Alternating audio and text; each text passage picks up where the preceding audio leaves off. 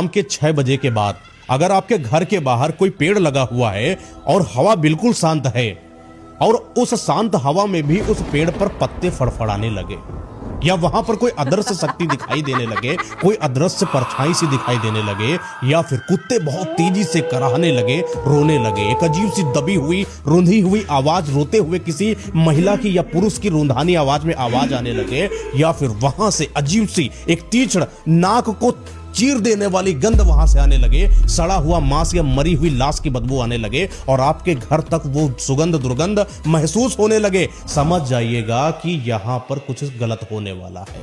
उस पेड़ पर ब्रह्मराक्षस सक्रिय हो रहा है। जब ब्रह्मराक्षस सक्रिय होता है तो साधारण नहीं होता है, यह किसी की मौत लेने के लिए सक्रिय होता है और उसके सक्रिय होने के वक्त ही किसी ना किसी इंसान की मौत होने वाली होती है। आपको मन करेगा कि आप बाहर जाकर झांको, आप बाहर जाकर देखो, आप छत पर जाकर देखो, आप बालकनी पर जाकर देखो, आप खिड़कियों को खोलकर देखो। गलती से भी ऐसा मत करिएगा।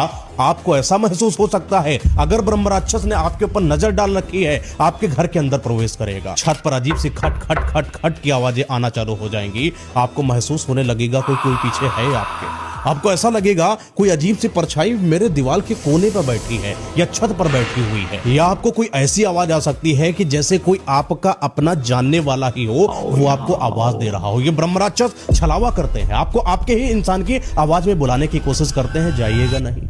अगर आप गए और ब्रह्मराक्षस की नजर आपके ऊपर पड़ गई, वो आपके शरीर में प्रवेश कर जाएगा और जैसे ही एक बार ब्रह्मराक्षस आपके शरीर में प्रवेश कर जाए, वो आपके शरीर को अंदर से मारना चालू कर देता है। एक समय आता है जब वो आपको खत्म करके उसमें खुद प्रवेश करता है। एक ब्रह्मराक्षस आपको मारने के बाद आप ही के शरीर से कई और की मौतों को लेता है, क्योंकि ये ब्रह्मराक्षस यमदूतों के द्वारा भेजा जाता है। ये कई और शिकारों की घात में बैठा होता है। इसीलिए जब भी कुछ ऐसा महसूस हो